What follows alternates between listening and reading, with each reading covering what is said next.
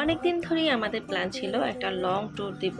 তো গতকাল রাতেই আমরা ফিক্সড করি যে আজ ভোরে আমরা রওনা দিব। তাই সকাল সকাল উঠে রান্না করে নিয়েছি। আর আমার নাস্তার জন্য আজকে আমি করেছি মিল্ক ম্যাঙ্গো শেক, আর এটা ছিল চকলেট কেক, গতকাল রাতে বানিয়েছিলাম। ক্রিম আমি খুবই কম দিয়েছি আর কোনো ডেকোরেশন করিনি। আর এই ঝাড় কেক দুটো অর্ডারে ছিল, ডেলিভারি করে আমরা বেরিয়ে গিয়েছি, রাতেই গুছিয়ে রেখেছিলাম।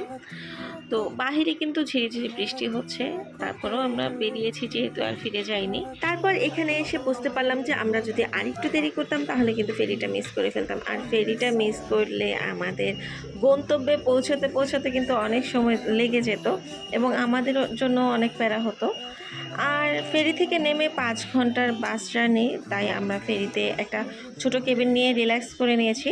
তো এই তো রওনা দিয়েছি। ও হ্যাঁ, আমরা কিন্তু চট্টগ্রাম এসেছি, আর মাঝখানের অনেক ক্লিপই নেওয়া হয়নি। তারপর বাসায় আসতে একদম ডিনার টাইম হয়ে গিয়েছে, তাই বোনের হাতের গরম গরম খাসির গোশ আর পরোটা, আহা মজাই আলাদা।